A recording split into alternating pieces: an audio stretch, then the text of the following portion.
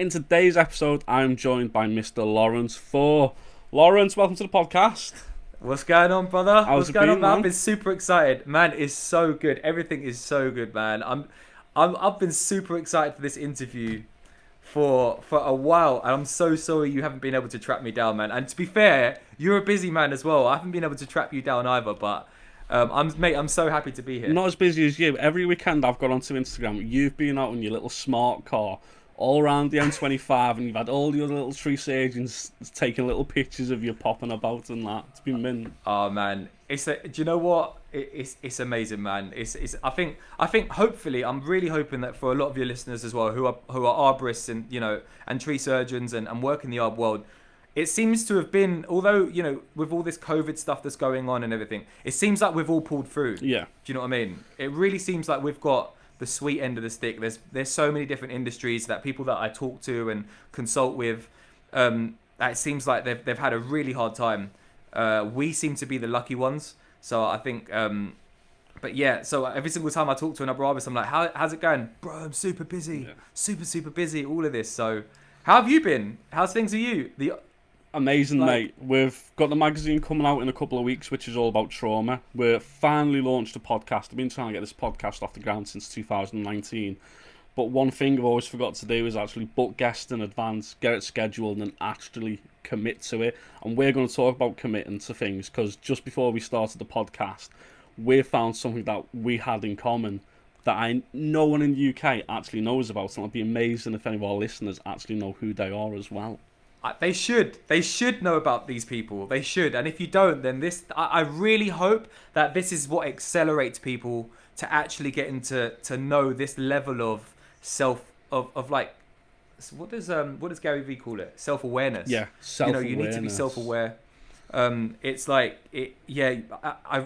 there's no point. I mean, we'll go into it a bit later on, but it's so important to sharpen the axe. It's so important to sharpen your axe. There's no point smashing a blunt axe against a tree when you don't take time to sharpen it. And it's the same thing as sometimes when it comes to business and being an entrepreneur. Like, people don't take the time out to actually sharpen who they are before they start going in again at the wood. Do you know what I mean? So the first question I've got for you, we'll get straight into it. How did you come across arboriculture? Say again, how did I come across arboriculture? Yeah. Oh, funny enough, look, it's a long story, and I know it's not really a long story. Actually, I failed my A levels. I went to a sixth form, and I knew going into sixth form was not for me, man. I knew it weren't for me. It was just, but it was something that your parents make you do. Do you know what I mean? If you haven't got anything, if you haven't got a craft, you haven't got parents that are there to sort you out, give you a business, give you a trade. So I went to sixth form. I got letters by the time I finished my sixth form. I got letters from my exams that I didn't even know you could get, mate. Like, I didn't even know. I got like a U was one of them, but there were other letters that I was like, is that a pass or I'm not sure. Anyway, so sixth form was a write-off for me. I wasted a year. The first, just an AS level, but I mean 4 AS levels. I studied business studies. Funny enough, business studies was one of them. IT, PE, and psychology. And again, psychology is something that I love now, as well as business. But failed my A levels miserably. And I was sitting at home one day, and my mum, who's my mum's a single parent. She raised me and my brother, and it was a very hard time when we were young. And I was sitting at home one day, and she was like, I didn't raise someone who is just going to sit on their arse all day. Do you know what I mean? So she was looking in the local paper, and we saw an ad in the back for Capel Manor College, which is like a college local to here. Yeah, no, them. And it said like, oh, they've got animal care and arboriculture and horticulture and gardening. So she was like, look, how about we just go down to this open day and see if you like anything. Yeah. And I was like, look, I ain't got nothing to lose. Let's just go. So went down there, and I just literally, I saw people just climbing around trees. They were pruning things with these saws and stuff like that. I was like, and I've always been into extreme sports. I've always been into sort of like adrenaline run sort of sports and activities. So I thought, look, I've got nothing to lose. Let's give this a try. And then, so studied forestry and arboriculture for 2 years, did my level 3, and just got really good at it. I was doing all the tree climbing competitions for the college. I was representing the college. I won the college competitions, and So did all the tree climbing competitions, and then I got a job working for a small company. Worked for him for 2 years, then worked for one of the biggest companies in Europe for 2 years, and then just thought, you know what, like, if there's no time, a few things happened actually. And if you want to get into that story, it's quite funny. But I got fired from my first job, and I got fired from my second job. I won't say what companies they are because they're just not worth giving them any attention. But I got fired for reasons that were not of my own. And everybody who knows me or anybody who wants to know, shoot me a DM. I'll give you the story because it's amazing. But I got fired for the second time I got fired was for something so stupid. It was so stupid that I was like, if this isn't the time when I go out by myself, if someone up there is not giving me a sign to say, bro, just get on with it, man. Like I told you 2 years ago to get on with it. If now they're literally grabbing me by the collar and saying, mate, like, I'm giving you a really stupid reason as to why you're getting fired, just get on with it. And then before you know it, that was it. 5 years ago, started Thors Trees, and we're now one of the fastest growing tree surgery companies in the UK, man. So how much of a jump was it for you to go from regular income, regular employment, even if it was freelancing, to going, right, that's it, I'm going to start my own business? What process did you go through? Did you sit down, write a load of names down and go, I can do it, I know what's involved, let me get out there? Do you know what? Looking back at it now, it was by far one of the scariest parts of my life, was being fired that second time from that company, and thinking, fuck, man, what am I going to do? Yeah. Like, although it does sound exciting starting your own business, it also comes with its own fears, and everybody knows that. Anybody who starts their own business knows you are in a world that you do not know anything about. You are starting again. You are a blank slate. You're a pawn. You know nothing about the game. You might know a craft, but just because you know a craft does not mean you know how to play business. And playing business and being a tree surgeon are two completely different things. So I literally did everything and anything I could to try and figure out the world of business. It's been a very, very long journey. Like, I'll give you an example. I had about £800 worth of savings, I think, when I first started Thors Trees, when I first went out. And I would go out and I would be freelance. So I started, climbing for this guy and climbing for this guy and trying to just make a living freelance. And it's a fucking nightmare being a freelancer. And anybody who says that being a freelancer is amazing, is sick, is kidding themselves and is lying to the industry. Being a freelance arborist is not fucking easy. And anybody who I meet that is a freelancer, and if you actually sit down and really get to know them, they're just looking for the right employer. That is all they're trying to do, bro. They're just trying to find the right team to be on. So I had about £800 and I was making good money. I mean, I was subbing myself out for a lot of money. I was without blowing my own trumpet, because I'm not here to do that, I was a very good arborist when I left that company. So I knew I had a craft, but I wasn't quite sure how to leverage it too well. Yeah, man. So like, I started Thors. Oh, that's what I did. The first thing I did was I went onto Vistaprint. Now, for everybody, Every tree surgeon has gone to Vistaprint to start. Oh man, whatever you do, if anybody's looking, that's magnets. Oh my god, the magnets.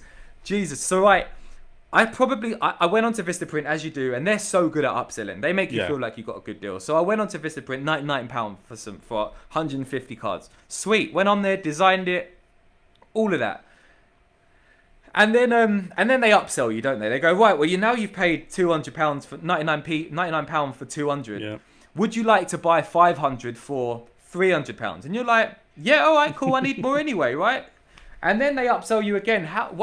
If you spend £500, we're going to give you a free card holder and some magnets, and we'll give you double the amount of business cards that you've got right now. Oh, sweet. That's a flipping blinding deal. Let me do that. Anyway, so through £500 at Vistaprint on a fuckload of business cards, right? So anyway, I sit as you do, sit at home now, waiting for these business cards to turn up. Business cards turn up, and you're like, awesome, sweet, I got 2,000 business cards. What fucking use is 2,000 business cards when you ain't got? What? I didn't know what the fuck to do with it, man. So, man, like I was like, shit. So I'm sitting at home now. I've got a camera and I'm taking all pictures of these business cards as you do. You know what all us rookie tree surgeons do. As soon as you get a new piece of kit, as soon as you got your business cards, you're taking a picture of it, put it up on your social media. Anyway, so then it really started settling in. I've got £400, £300 to my name. I've spent £500 of business cards and I still haven't got any business. So what do? I need to start handing these business cards out. And it's fascinating actually. Like the people who are most successful in this world are people who are able to leverage the tools that they have very well. What I managed to do was, I'll show you actually, because I've still got the original. I've still got my original business cards that I keep here, alongside my diary that I used to have. Right, this was my diary as a freelancer of all of the bookings that I used to have with different companies. Do you know what I mean? I can still keep this stuff. This is 7 years old, but well, you get to look back to where you've come from, don't you? Like all the jobs you've done in the past to where you've grown to today. Exactly. So these were the original business cards that we used to have from Vistaprint, right? It's so crap. Like that, I don't know what they have, but that was the original business card. Now I had about 5,000 of these, and I was like, what the hell am I going to do with these? Because you need people to give them to, right? So what I did was I bought, as I said, I had £300 left. I spent about 50 quid on a load of stationery. I got a load of what they call them, post-it notes. I bought a permanent marker. I bought some blue tack and an A to Z. And what I did was I spent all night. This is a true story, right? This is the God's honest truth. I spent all night writing out onto post-it notes, handwritten and I wrote, "Here to help when you need us." Wow. With a smiley face, right? On these business cards, on these post-it notes, and I would stick the post-it note on the business card, and every single one of them is stuck. Identical. Like that's how you know. Like this is the original. These are the original ones. And they were stuck like this, and then I would get a tiny little bit of blue tack, and I would roll it up, roll the blue tack on, and I would stick it on the back like this, right? So you've got blue tack, business cards, post-it note, yeah. And I literally would have hundreds of these. Can you still hear me? Yeah. Yeah. The camera keeps stuttering every couple of minutes. I'm just trying to see if there's anything I can do on this end. It should probably catch up, right? Yeah. It's my Wi-Fi. My Wi-Fi's whack. See, it keeps saying good, because I can see on your end if it's got good network or bad network. And see, it's gone up saying very good network now. You can hear me now, though, yeah? Yeah. Cool. Yeah. So I would then spend all night sticking these blue tacks on the ends of these business cards, and then I would get my A to Z the next day, and I would go out for a drive, and I'd try and find the really affluent areas. Yeah. Right. So you're talking Hadley Woods, the Cockfosters, the Ponders, the Palmer's Greens, the Winchmore Hills, and I would go down roads and I would stick these cards on people's doors, because I thought to myself, there's no point putting these through people's letterboxes, because they're going to pick them up, and what they're going to do? Gets collected with the junk and thrown out. So you're doing it different, thrown out, and you're in people's eyes. No one does it. Exactly. No one looks at your business card. They might, maybe 1 in 50, but I haven't got 50 to waste. Do you know what I mean? I want every fucker to see this business card when they walk on their door. And the only way that you're going to do that is by sticking this business card right where they put their key in the door. Mm-hmm. So they have to pull it off. So now this person, whoever's going to see this business card, has got a handwritten note that says, "Here to help when you need us," with a smiley face, business card on there, bit of blue tack on the end, so I'm not damaging any paintwork or anything. And I went through roads, bro. And every single road that I did, I would go on the A to Z, and I would just draw a black line over the road to say, "I've done that road, don't need to do it again." Then I go down to the next one, done that line, don't need to do it again. And that's the hustle, man. And then literally the phone started ringing. Don't get me wrong, I had a few bad complaints, man. Like there was a few people that were like, "Don't you dare, I know what you're doing, I know your type, you bloody travellers," and blah blah blah blah. You're just trying to see who. So what this gentleman thought, or what these people thought I was doing, was putting these post-it notes on people's doors, and then whoever doesn't take it off of the door is probably not in. Hmm. Do you know what I mean? And they're thinking, right, now that's the house that you hear if you're trying to break in or something like that. Do you know? So they were literally like, yeah. So I had some real bad complaints from people.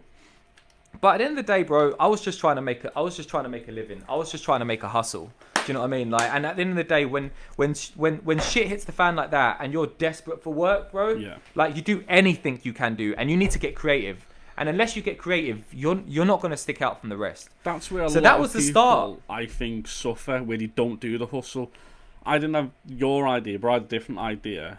My business was based in like the middle of Lincolnshire, so we had villages 5-10 miles apart from each other. And I did the same as you. Went to Vistaprint, got a load of A5 flyers, and just went door to door. Now, my plan backfired.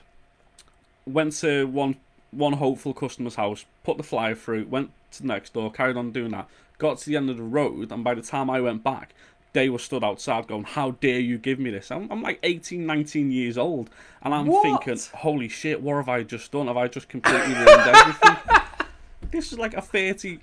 like maybe even a 40-year-old man stood there bollocking me in the middle of the street, and I'm saying to him, I just want to cut your trees. I'm just trying to make a living, man. Yeah, I'm just trying to make a living, mate. You know what? One thing that I realized in this world is you can't win. You can't make everyone happy, bro. You know, someone might look at a business card stuck to the door and be like, that is so entrepreneurial. I really want to give this kid an opportunity. Let me prune my apple tree. Another person's going to be like, how dare you stick something on my door? Yeah. At the end of the day, like, you're never going to please everyone. You're never going to be liked by everyone, even if you're a great guy. Even if you've got, you know, if you're a genuinely good guy, does things for charity, you know, does things for all that, there's always going to be that person, for whatever reason, that's just not going to like you. But and you just need to just get over it. You'll even get other tree surgeons saying, don't flyer, don't do door-to-door canvassing, because you get the likes of other businesses doing that. That's where I started my business, was going around knocking on doors. You have to start from somewhere. Yeah. You have to start from somewhere. You know, if I, and by the way, like, anybody who wants to copy that idea, crack on, bro. Yeah. Like, I'm all for the hustle. Like, if you want, in fact, I would encourage you that if you're starting out, try that out, because if you don't understand the hustle, some of the things that you have to go down, it's not easy sitting there all night handwriting post-it notes and then sticking them on people's doors all the day after. That's not easy. But once you get a little bit of work from it, once you know, then you don't need to do that no more. That was just, you know, the tasks that it takes for you to go from a zero to £10,000 a year company to a £10,000 a year to a £50,000 a year company to a £50,000 per annum to £500,000. They, you know, and then from £500,000 all the way through to £1 million, they're not the same. You can't do the same things to get to that next level. You know, so there's no way in hell that now we're a company that is near on like £1 million turnover a year. I can't go around sticking things on people's doors. That's not going to bring me in the business. We've got other ways and means of bringing in business. So, you can't, you know, that you can't do the same thing over and over again and expect different results. You just can't. So, talking about getting the work in, can you remember your first job you ever did on your own? Because I'm yet to find anyone to beat my absolute failure of starting out in this industry. Bro, I want to hear it, man. What you got for me? Come on, I want to hear this. So again, I was in Bottisford, just outside of Lincolnshire, and I was going door to door, put my flyer through, and about an hour later, got a phone call off a customer. Really excited. I'd just got my climbing kit, just got my top handle. I had a Volvo Estate and a trailer, and I thought, you know what, this is it. I'm quids in at last. Rocked up at the guy's house. He had 4 sycamore trees. Literally, these trees, maybe about 25 foot. All he wanted was a little bit of a crown reduction. 4 trees. How many days and how much would you think? Literally no experience. I've done a couple of free climbs. I've worked with one of my friends. I've gone out and I've priced it. How much do you think? 4 trees and how many? How tall are they? Like, do about 20 foot at most. Okay. I don't know. Well, we always underprice when we first start out, don't we? Oh mate, I always shot go myself too in low. the leg with this job. We always go too low. I remember we always go too low. I'm even having them conversations with my first customers now about why I can't charge you that. But I'm gonna go with because I know what it might be. 400 quid. How about £200 and 5 days it took me? Oh my god! 5 But days. mate, like you'll never forget that. You'll never forget that. Is, bro, it's probably one of the best things that ever happened to you, right? One of the most embarrassing things as well, because it was near the village where I lived. I'd go through it when I'd be quoting work years later, and I'd look at them and I'd go, thank fuck I paid attention in college. Like my pruning cuts were perfect. There's a few branches that have grown back that I thought, but I've just went, nah, it's nature, it's trees. That went down to me. Bro, it's completely normal. The thing is, right? You might have just been trying. Like, if you were thinking anything like me, you were just trying to get that one customer to sing your praises to get another one, right? Like, you know, my first customer, it was low. The price was low. I did a few runs to the tip, to the local tip. You know, with my my much loved Ford Fiesta that I used to polish every before I got this first private job. I used to polish this thing weekly. It used to be waxed. Like, water used to trickle off of this thing, and it never used to stick. The first time I got my first private job, nothing mattered to me. Like, in fact, I was looking over the pictures. I was actually looking over my through my pictures the other day, and I found a picture of my first ever Ford Fiesta, just stuffed with crap, like trees and I was like, but it didn't matter because we were just trying to make our first, pass our first job, right? Nothing else mattered at that moment in time. All that mattered was that you got this job done and that you got paid. And even if it was underpriced or whatever, we didn't know what underpriced meant back then, did we? We didn't even know what a day rate was. No. It's like nothing. You know, we thought, you know what? I wish I could find this picture. We've never. I'm still yet to find a true surgeon who said, "I do this job because of the money." Never found it. Oh man, there it is. Look at this. This was my Ford Fiesta. Rammed, absolutely rammed to the back. Jam packed. That is jam packed. But you know, but you live and learn, and you'll never forget that. No. You'll never forget that feeling. And actually, you know what? I know you're saying it was only 250 quid, right? But didn't that feel like the best ever £250 that you'd ever made in your whole life? Didn't it feel good to hold that money and be like, I did this myself. I went out, I got this business myself, and I made this money. How good did that feel? It was the first money I ever actually made. It was the first, like, everyone who I know has kept some form of, like, the first invoice. I even remember, like, going back and going, I've got to create an invoice. The amount of YouTube videos I had to watch just to even make an invoice. And go, right, I've got to put this on it, the address has got to go on it, tree pruning, 200 quid, banged it over to the customer, and he gave me the cash, and I was like, holy shit, what do we do with it? Oh my god, like, I'm rich! The worst thing, I even had a friend help me on those 5 days, and he still wanted paying. And I went, mate, I've had to put the fuel in every day. Well, I've bought you lunch to the world of day. business. And fuck all at the end of that job. But you know what? You probably learned so much on that job. That first little bit of experience. You learned how to talk to customers, how to quote a job, how to write an invoice. Like, you can't put a tangible figure on everything. Do you know what I mean? You just can't. It's just you know. So the lessons you learned from that job there are gonna stay with you for the rest of your life. Yeah. Do you know the rest? Even just asking a client, please, can you just leave a review? And do you know what I mean? Or, you know... or I begged this client not to leave a review. I just went, yeah, we'll just leave it as that. I leg into the hills. Oh, man, like, I remember that feeling, and it was the best ever feeling. Like, it was the best ever feeling. And I love talking about this kind of stuff to people who, like yourself, you know, people who are on their own journey. I love to learn about people's journey because we all had to start somewhere. Yeah. And, you know, some people look at Thors trees and they think like, whoa, look at this amazing... Bro, we all started from somewhere, man. I'm a normal human being. There is nothing special about me that no one else can't achieve. Yeah. No one else. The only difference is you put more work in than the other guy. And it shows, because you look at your social media feeds and you just look at what you've done in the past compared to what you've got now. You're constantly recruiting for people to join your team. And you look at the comments and you go, I want to work for you. To build that mentality within a business, not a lot of people. Bro, but before we go anywhere with how to build a business, if you want to start getting it, the most important thing to my business is that it's not my business. Yeah. It's our business. Like, do you know what I mean? It's not. Thors Trees would be nothing without all of the people here that work on my team.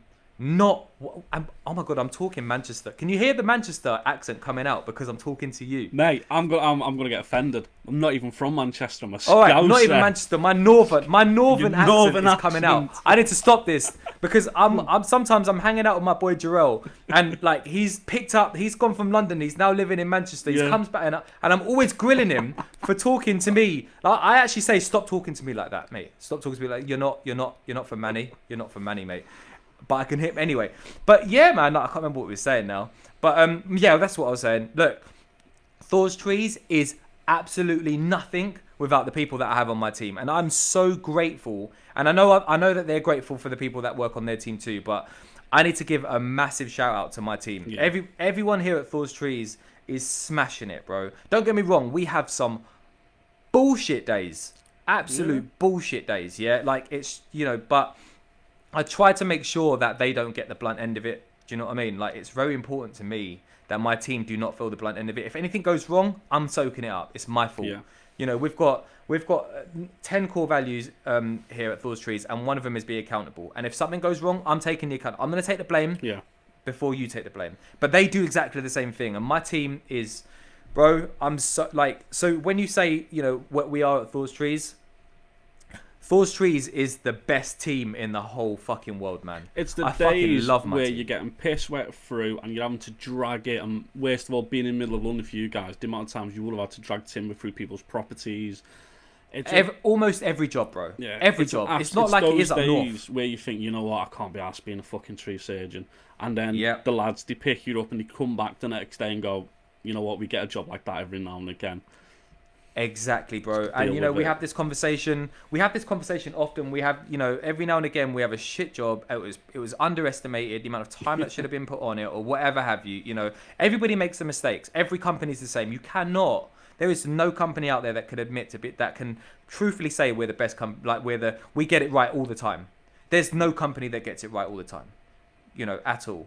But yeah, you've got to ride the rough with the smooth. I mean, recently we've had some awesome weather. Recently the weather has been brilliant, and it really brings the energy up of the day, doesn't it? When you have great weather, it's just like, this is why I love my job. When you have the early days, this is why being a tree surgeon is the best fucking job in the world, man. Yeah. Because the weather, like when it's a sunny, I can't wait for summer. Summer's like my favorite month.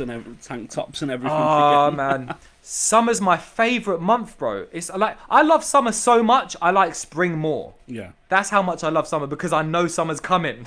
Like when you're in spring, you're like, oh man, here it comes. Yeah, exactly, bro. So, talking about some of your jobs in the past, where's it been a job where you have actually monumentally fucked up? Where have we fucked up? Because everyone's done it. I'm gonna sound like a self-help queen, but I don't really look at jobs like fuck-ups. I don't look at them like fuck-ups, mate. Like, if a job goes bad, there's a lesson that can be learned out of that. And, in the same way as, like, you mentioned your first job where it was like £250, but you learn lessons in that job that you will never forget. Yeah. So, I don't really, I can't really think of one. I can remember them, looking back at them, you think, oh man, that was fucking shit. And you laugh about it, because if you don't laugh, you cry, right? Yeah. So you laugh about it, but I can't think of any, because I've kind of been off the tools for a good few years now. But I guarantee you, if you asked any one of the people on my team, what's the shittest job, it'd probably be the one that was last week, because it's the only one that they can probably remember. Do you know what I mean? All right. So what's been one of the most exciting jobs you've done then? Most exciting jobs. What were Thors trees or just in general, like Both. in the arb game? Both. Both. I can't put my finger on one with Thors trees purely because, and I'm not just saying this. I fucking love every day here, bro. I love every day here, man. I'm living a movie. I'm living a dream. My team, I love my guys. You know, and just seeing them develop and seeing them become better versions of themselves under the brand of Thors trees is something that, you know, I will forever be grateful for. So for me, just seeing people grow in their role and seeing them develop as individuals, that's enough for me, man. If I can see someone, there are people that have been here for 3 months, bro, like 3 months, and the way that they have developed themselves as arborists in the last 3 months is unreal, and I'm so proud of them. And when we do the appraisals and when we give them pay rises and stuff like that, you know, like What pay it's rises just a in feeling this that industry? Are you backwards? Mate, doesn't you know what? exist. Remember that. Remember that. You see that, guys? Do you see what I told you? I told you. No, but yeah, man. Like, you know, just seeing them develop in their roles for me, that is a great day. Yeah. I love that. That's where my role has kind of changed in the last 2 years. Is I've gone from someone who cuts trees to someone that helps people be better versions of themselves through being an arborist or through being a whatever it is that you are enrolled to be in here. Do you know what I mean? Whether it be a groundsman, you work your way up. Whether you're a second climber, whether you're just a driver, you might be just. We've got people here that just want to be a groundsman. That's all they want to be. Yeah. They don't want to be. They're happy where they are. They found someone who they work very well with, and they're happy to just say that is like that's heaven, bro.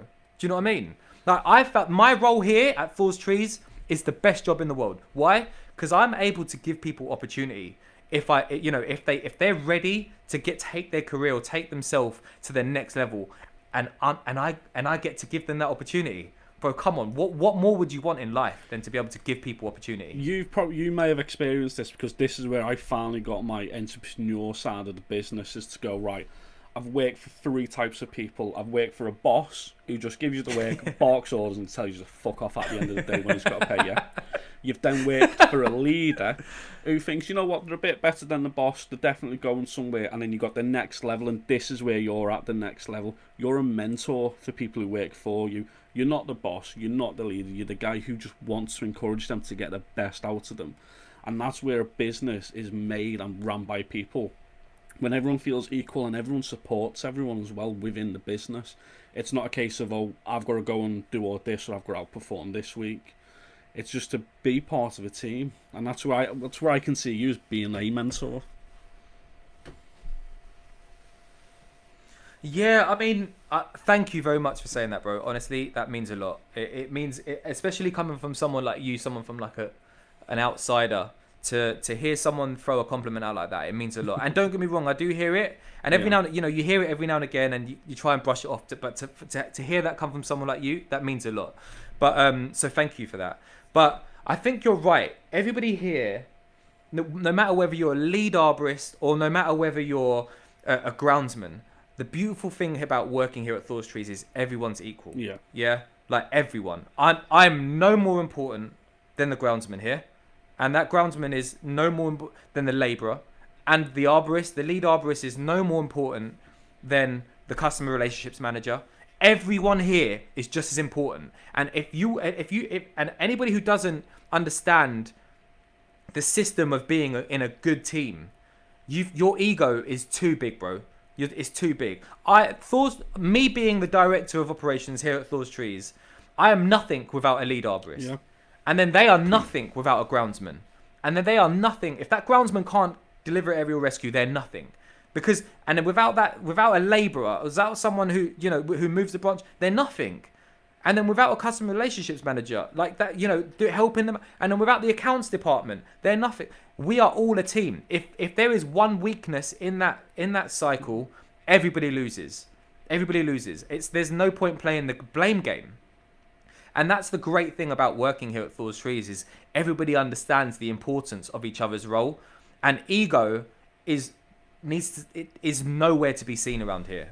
It's nowhere to be seen. Ego in this industry leads to injuries. That's what I found with people, is when they've been a little bit too ballsy, they've tried to do something different, and they've ended up getting hurt as a result of it. Yeah, I think you're absolutely right, bro. Like, in fact, we here at Thors Trees, we've got, as I mentioned earlier, we've got 10 core values, and we hire people on these 10 core values. Yeah, and skill is not one of those core values. We don't have a core value that says we need someone. We need skills, just not there. Now, continuously strive to deliver excellence is there. That's the number one core value, right? So we find people who continuously strive to deliver excellence. Do you know what I'm saying? Now, you can find skill anywhere, but you can't find attitude.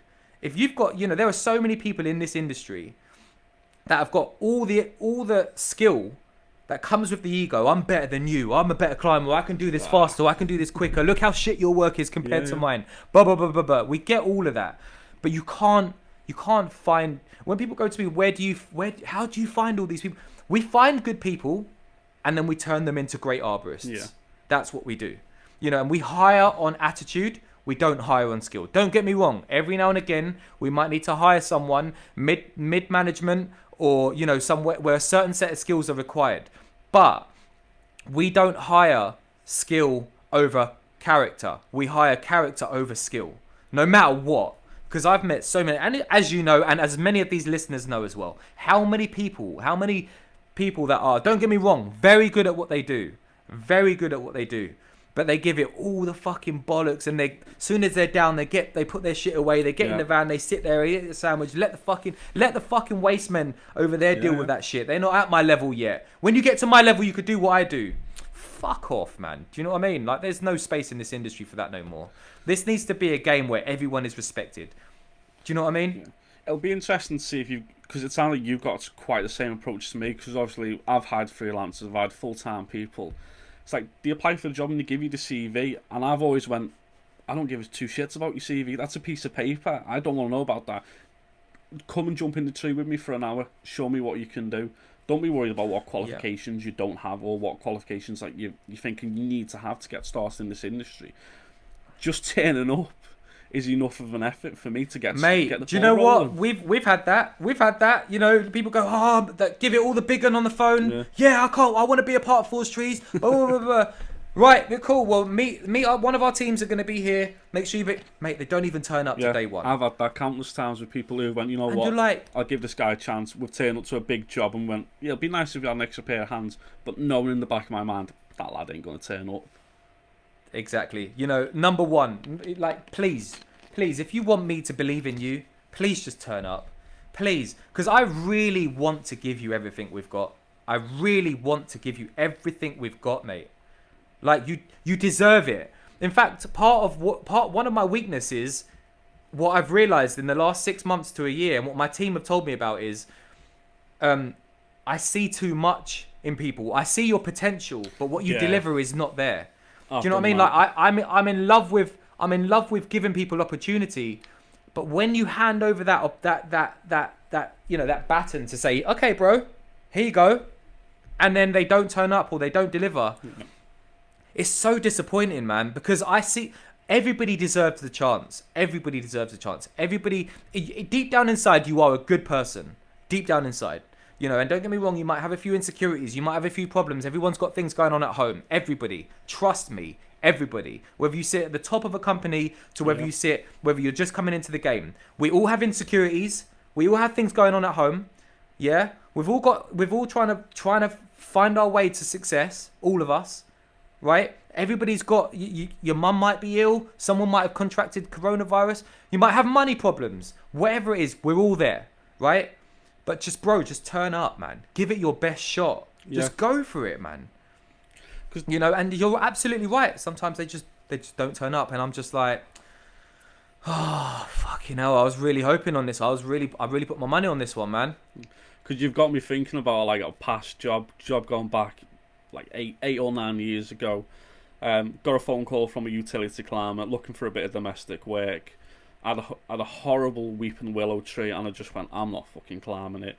underneath it was a koi pond and the filter, like a filter type room, but on the roof was that old like plastic type shed material that if you drop a branch on it, just shatters into a million pieces. Yeah, especially if it's a cold day. And I went, you know what, this utility climate, had a quick look at a CV, spoke to him on the phone, got a reference, and was like, you know what, yeah, I'll let him do it. So I was that dude at that time. I went, you know, I was going to sit in the van. I've got the lads working on the ground. I just needed a break that day. 2 hours before I sacked him, told him to get off the site. He'd gone up, made the first cut, specifically told him, this is the job, this is what needs to do. Don't try not to let anything go wrong. What does he do? Cuts a branch, bang, straight through. And you know what? I even felt bad for him, and I went, you know what? I'll still pay you for the day because I just ripped this lad an absolute new arsehole. That's the worst thing I hate about anything since I've run my own businesses, is having to either let people go or having to sack people. Mate, that is by far. It doesn't happen often. It doesn't happen often for me. Again, I'll go into that a little bit more. Just remind me about why it doesn't happen very often. But a good leader is someone who would take responsibility for what happened there. And at the end of the day, yeah, okay, he put a hole in the whatever it was and he fucked it up. But really, a good leader would take responsibility and say, you know what, that's my fault. Why was it my fault? Because I didn't take my due diligence. Yeah. I didn't do my due diligence. And you need to just take responsibility for what happened. And that's just how it is. And it was my fault. I fucked up. Shouldn't have put you up it. Maybe I should have given you something smaller. You know, shouldn't have put you on such a riskier job or what have you. And we just need to take responsibility. That's all it is, bro. But going back to, what did I say for you to remind me of? I can't remember now. Why we don't have that many bad eggs in the industry. The reason why, no, even in this company, sorry, at Thors Trees, the reason why we don't have that experience here is because the team here are so good at what they do and are so driven that if you're not good, if you don't reconcile with the way that we do things here, you won't want to be here. Yeah. Does that make any sense? Yeah, I know like what you if mean you don't, because if you don't fit in, if you're just not one of us, it will just get to a point where you'll quit. You'll just quit anyway. And we've had people that who've come to Thors Trees, giving it the big un, all of this. I'm not naming any names, but giving it all the big un, done it, you know, and then the team wiggles you out. I don't even need to have that conversation. Normally, you just come into the office, have a chat, and you're like, "Listen, mate, it's not working out." Yeah. And by that point, I've already had a chat with my team, and they've said, "Listen, Lom, I'm just letting you know, bro. Like this guy's not for us." And I'm like, "Look, let's just give him another try." That's what I always say. Let's give him another try. Yeah, you don't want to give up on anyone, do you? Bro, I can't, man. I love giving opportunity. There were so many people in my life that have, at times when things were really hard, bro. I'm talking childhood. You know, there are people that have helped me out in my life that they shouldn't have. They probably shouldn't have. You know, the odds were against me. You know, but they gave me that opportunity, and I will never forget that feeling. And you know, there were people that helped my mum. There were people that helped me from all sorts of angles. So I love giving people opportunity. But at the end of the day, how it works here at Thors Trees is if you don't fit in, you don't fit in. If you're not someone who continuously strives to deliver excellence, you won't fit in. If you're not someone who's safe, you won't fit in. If you're not someone who over-delivers, you won't fit in. If you're not someone who communicates effectively, you won't fit in. And these are all our core values. And if you can't reconcile with these, it's not going to work out here, bro. Do you know what I'm saying? So where did this, because it feels like you have like a bit of an ecosystem with Thors Trees, and I've spoke to a lot of businesses where it is like one or two, well, typically like a 3-man band, and you go out and I've never heard a business say we've got these core values, we've got this, we've got that. Where did all of this develop from? They came from a number of different ways, but really and truly, when I realized we needed to put some core values in place was when I realized that we were growing at the demand for our business was out of the ordinary. Yeah. We were very good. I was very good. The team that I had on the climbers that we had were very good, and there was a huge demand for our business now. And I needed to hire very quickly, you know, and I needed to find the right people to be on our team very quickly. So I turned to my team and not many employers do this, but I turned to my team and I said, guys, we need to find some staff, and they need to work well with you. And studying all these other businesses and all these other blue chip companies, look at all the big companies, because we're going to be a massive company. Thors Trees are going to be one of the biggest companies, if not the best company in the UK. Yeah, and I'm convicted on that thought, and no one's ever going to switch my mindset, because we are going to be the biggest and the best. But in order for you to be the biggest and the best, you need to employ the biggest and the best, right? And you need to have the biggest and the best. You need to have the best people on your team. So I actually said to everyone here at Thors Trees, we all came together, and we all had a meeting. And I said to everybody, listen, I'm gonna go out and find the best people out there for this company to work on your team. I promise you that. And I had a load of questions to give to, and I sent them all out to all of our staff at the time. And there was maybe only 4 or 5 at the time.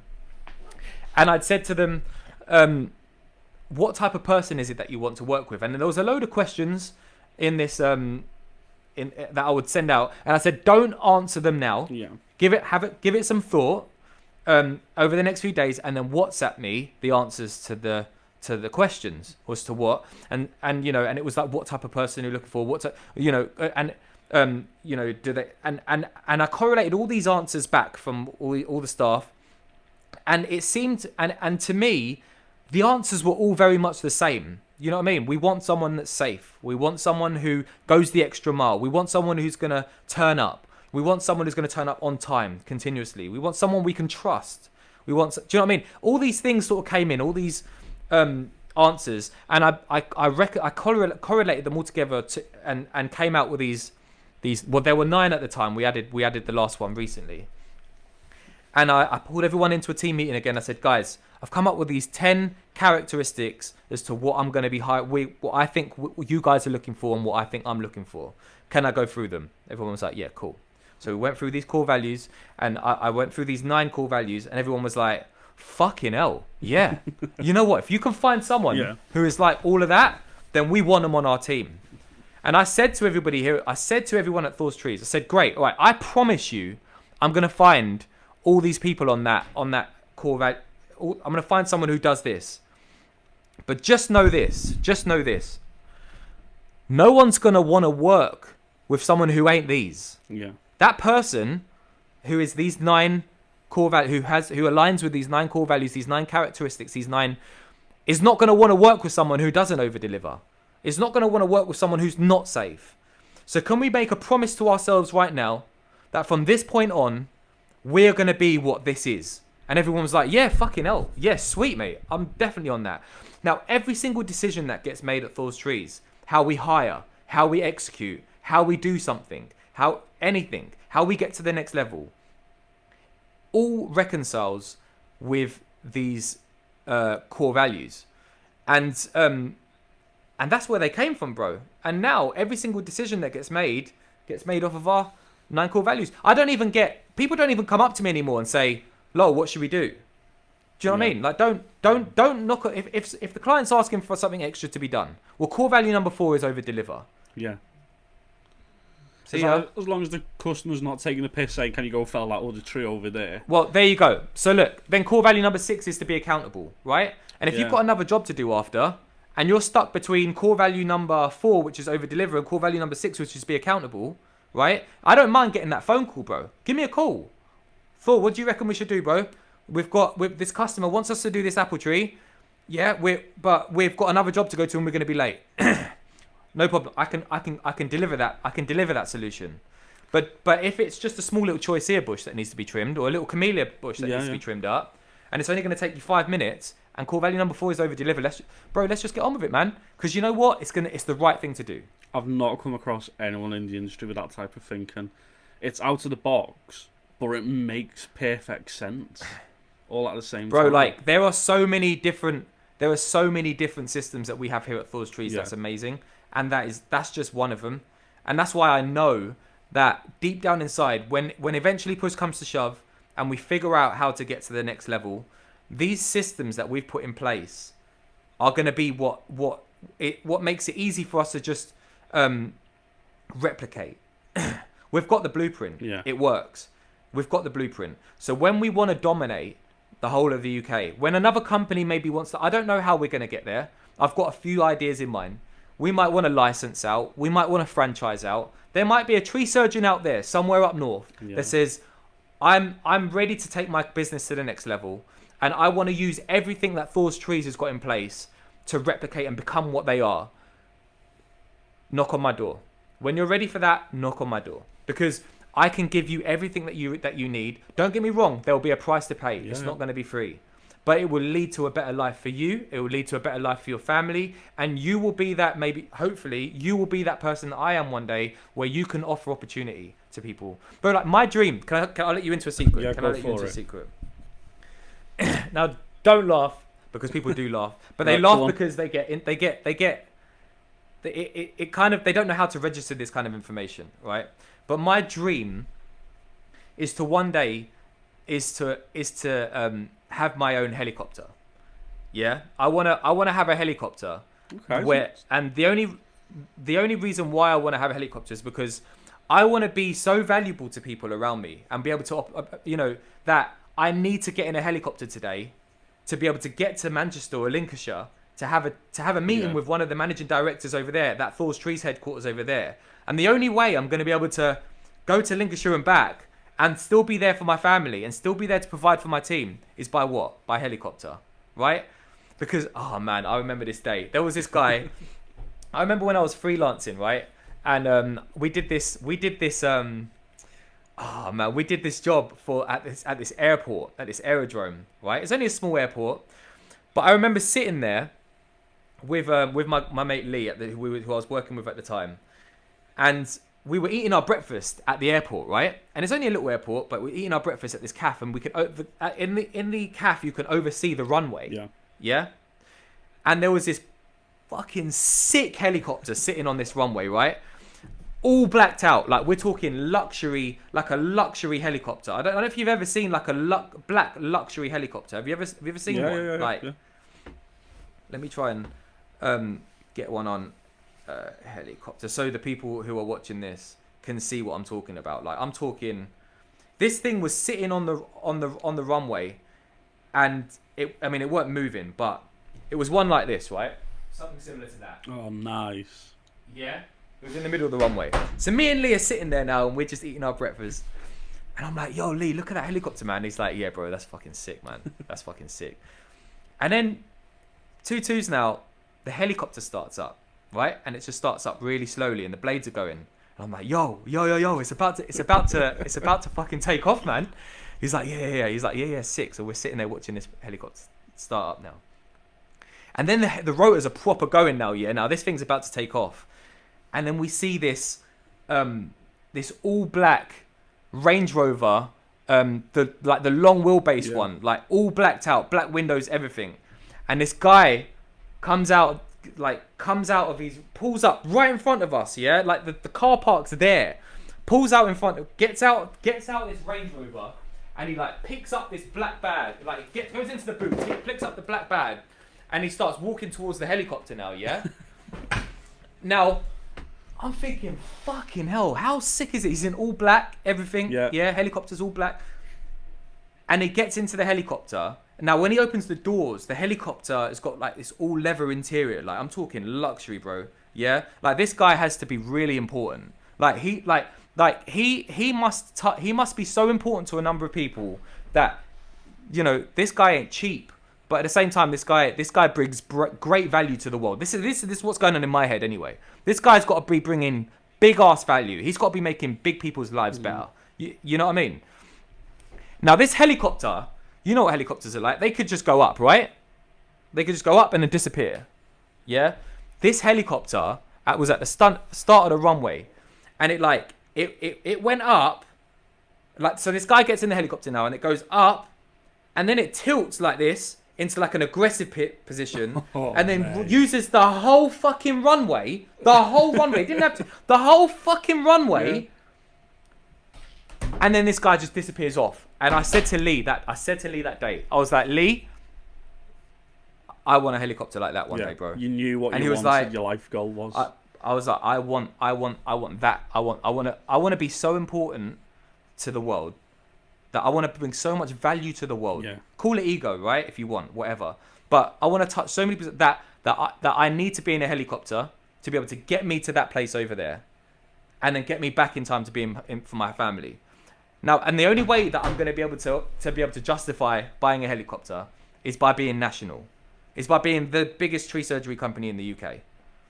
Because I need to be able to visit that guy, and I want to be able to visit that guy, and I want to be able to go down to the Isle of Wight, and go down to Portsmouth, and go down to Cornwall, and help people, help managing directors, help the people who are going to be looking after the satellite Thors trees all over the UK. And I need to have a meeting with that managing director because he needs help on something. He maybe needs some support. And I'm not doing Zoom. I'm done with Zoom. Yeah, do you know what I mean? Is. I need to be there in person. It might be that I need to deliver a talk to the team, maybe or something. I don't know. But that's my dream, man. So don't tell anyone, yeah. Yeah. Yeah. Mate, we're gonna have to put this into a 2-part because we've not even covered half the stuff that I want to know about Thors trees. So what? And really? That's because I talk too much, innit? But I love it. This is honest to God, this is my favourite podcast so far, and I'm only a couple of episodes in. So we're gonna leave it as that one. Sick. So we'll finish for now, and then next. Wait, can we just give someone we need to give them a taster. We need to give them a taster as to what. All right, what they're gonna have next week. So because I'm excited to know what more you want to know. Mate, I swear to God, because fucking COVID still exists, we need to sit down and we need to get a couple of cans out and we need to just talk about the industry. So the next part of the podcast, I want to know about that logo on your sleeve because it's this one here, yeah? That very one there, because it's really hit and miss in the industry. Now you're for it, I'm against it. I'm not the biggest Arboriculture Association's fanboy. Not saying you're a fanboy. Okay. No. I've got my reasons why. Do you know what? On the next podcast, I'm going to change your mind. I'm going to change your mind. You already changed my mind before this podcast even started. But I'm gonna argue. I'm gonna come out guns blazing. I've got my reasons. Okay, I'm all for them. We've not even spoke about. You've got the employees. You built the business. But what kit? We don't even know what kit you've got at the moment. We know you've got a smart car. I'm a kit guy. I can't wait to let you know about what kit the teams here use, man. I'm a kit guy, so I'm looking forward to this next podcast. What else? What else do I want to know? I don't know. There's so much to learn from you. It's insane. It's just, mate, like I don't come across people like this that often. Where I go, you know what? I really want to sit down with this person to figure out why he's been able to do it, and I took a slightly different path. Like, where did we both go different? I'm all for that, and I'm super excited. And you know what? And you're absolutely right. That, I mean, those are two questions that I think that the users, the people who are listening, definitely want to know the answers to. But there's also a few. I just want people to know here that nothing that I did and nothing that I've done and nothing that I'm going to do is a secret. I'm all to let people know about what it is that I do, how I done it, how I do it, how I've done it. I've let you know into some of the deeper secrets as to what started Thors Trees here, But I'm not gonna hold back, bro. So whatever it is that you want to know, I'm all to let people know, because I think information should be out there for you to do. You've got people that are going, sign this NDA here, sign this NDA here, and there's no point signing NDAs. At the end of the day, if you're a lazy fuck, you ain't gonna do nothing with the information anyway. So it's up to you. Like, if you want to get up your ass, and if you want to join a team or join a company that's gonna get you to the next level, get up and do it. But yeah, I'm so excited for the next podcast, bro. I'm really excited. Definitely. Right, we'll leave it there, mate. Let's come back next week and tune in. Bro, I appreciate it, man. Thank you so much for this opportunity, man. I'm so gassed. This is sick. This is a sick podcast. But yeah, let's catch up with these guys next week, bro.